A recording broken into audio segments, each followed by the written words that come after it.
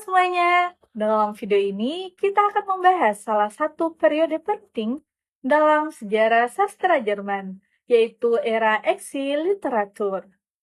Eksil literatur merujuk pada karya-karya sastra yang ditulis oleh para penulis yang hidup dalam pengasingan akibat kebijakan represif rezim nasional sosialisme.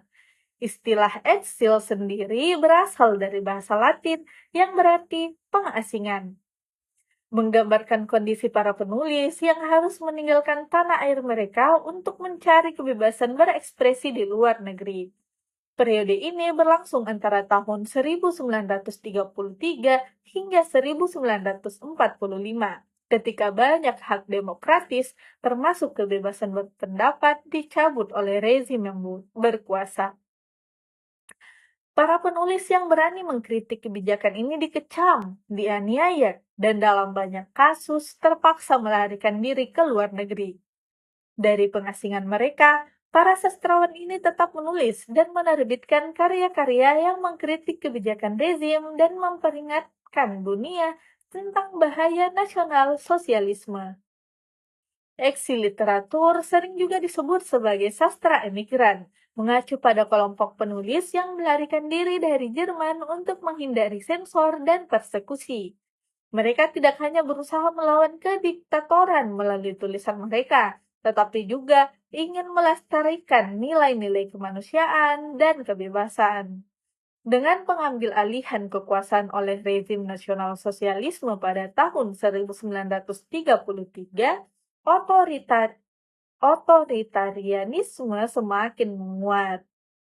Daftar larangan buku pun diterbitkan, berisi karya-karya sastra yang tidak sesuai dengan ideologi ekstrem kanan atau ras Arya. Para penulis yang menentang rezim dikecam melalui propaganda yang bersifat menghasut dan menyesatkan. Puncak dari kebijakan ini terjadi pada 10 Mei 1933 ketika pembakaran buku secara massal dilakukan untuk menghancurkan karya-karya yang dianggap bertentangan dengan ideologi pemerintah, termasuk karya-karya penulis Yahudi. Sejak saat itu, hanya sastra yang bersifat propagandis dan mendukung rezim yang diizinkan untuk diterbitkan.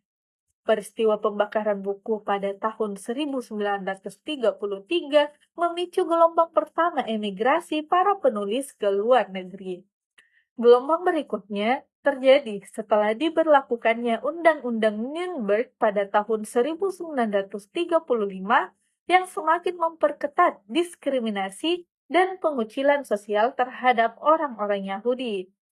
Seiring dengan semakin meluasnya pengaruh nasional sosialisme di Eropa dan pecahnya Perang Dunia Kedua pada tahun 1939, banyak penulis yang kembali melarikan diri ke negara-negara seperti Amerika Serikat, Meksiko, dan Uni Soviet. Meski telah melarikan diri, kehidupan di pengasingan tidaklah mudah. Para penulis merasa tak berdaya menghadapi situasi politik di tanah air mereka yang tak lagi dapat mereka jangkau.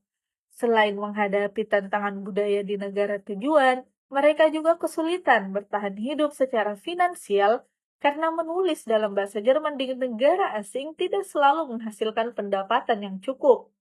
Hanya sedikit dari mereka yang mampu bertahan hidup dari karya sastra mereka. Meskipun banyak penulis memilih untuk meninggalkan Jerman, sebagian dari mereka tetap tinggal dan memilih untuk menarik diri dari kehidupan intelektual secara terbuka. Mereka menulis dengan cara terselubung untuk menyampaikan perlawanan terhadap rezim, yang kemudian dikenal sebagai emigrasi internal.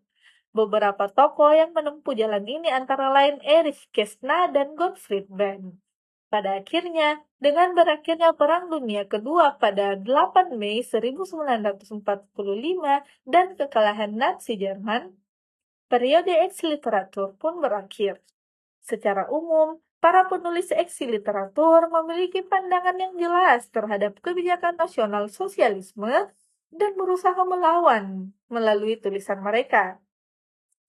Banyak dari mereka yang bersatu dalam perjuangan ini dan menerbitkan berbagai jurnal yang bersifat antifasis. Beberapa contoh jurnal tersebut adalah Neue Deutsche Blätter yang terbit di Praha pada tahun 1933 dan di Zamlung yang bertujuan mengumpulkan para penulis yang menentang kediktatoran. Selama masa nasional sosialisme, lebih dari 400 jurnal dengan tema perlawanan berhasil diterbitkan. Tujuan utama dari para penulis eksil literatur adalah menyadarkan masyarakat tentang bahaya nasional sosialisme, memperingatkan mereka tentang konsekuensinya, serta mendukung gerakan perlawanan terhadap rezim. Mereka meyakini bahwa hanya sastra antifasis yang layak disebut sebagai perwakilan sejati dari sastra Jerman. Oleh karena itu, mereka lebih menekankan isi dan pesan dalam karya mereka dibandingkan bentuk estetika. Tema dan motif yang sering muncul dalam eksil literatur meliputi peringatan terhadap bahaya nasional sosialisme, perlawanan terhadap kediktatoran dan perang, serta analisis dan kritik terhadap kekaisaran Nazi. Meskipun mereka hidup di pengasingan, banyak dari mereka tetap merindukan tanah air mereka, dan motif kerinduan ini menjadi tema yang sering muncul dalam karya-karya mereka.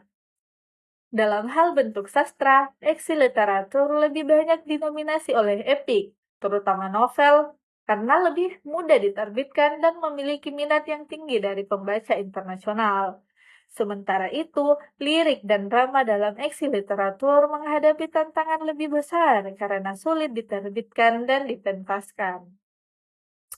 Beberapa puisi baru bahkan baru diterbitkan setelah berakhirnya Perang Dunia Kedua pada tahun 1945. Dalam bidang teater, Bertolt Brecht mengembangkan bentuk teater baru yang disebut teater epik dengan menggunakan efek alienasi atau wow effect untuk membuat penonton tetap berpikir kritis terhadap pertunjukan yang mereka saksikan. Beberapa tokoh utama dalam eksil literatur antara lain Thomas Mann dengan karya-karyanya seperti Dr. Faustus dan Buddenbrooks, Auden von Forfait dengan Jugend ohne Gott, Anna Zeghers dengan Transit, serta Bertolt Brecht yang menulis Mutter, Courage und ihre Kinder dan Leben des Galilei. Selain itu, ada juga Stefan Zweig dengan Schachnovelle dan Erich Maria Remarque dengan Liebe deinen Nächsten. Karya-karya mereka tidak hanya menjadi bentuk perlawanan terhadap rezim, tetapi juga menjadi saksi sejarah dari ketidakadilan yang terjadi selama masa nasional sosialisme. Sebagai penutup, eksil literatur merupakan periode penting dalam sejarah sastra Jerman yang menunjukkan betapa besar pengaruh politik terhadap dunia sastra. Para penulis di era ini mempertaruhkan hidup mereka demi kebebasan berekspresi dan untuk memperingatkan dunia tentang bahaya kediktatoran.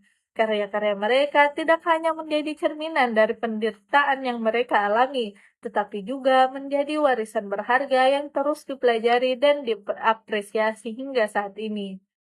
Dengan memahami eksil literatur, kita dapat melihat bagaimana sastra dapat menjadi alat perlawanan yang kuat dan bagaimana keberanian para penulisnya telah memberikan dampak besar bagi perkembangan sastra dan sejarah dunia. Nah, itulah sekilas tentang era eksil literatur dalam sastra Jerman. Jika kalian ingin tahu lebih lanjut, silahkan cek leaflet yang telah disiapkan dan klik link di slide terakhir untuk menonton video ini kembali. Semoga bermanfaat dan sampai jumpa.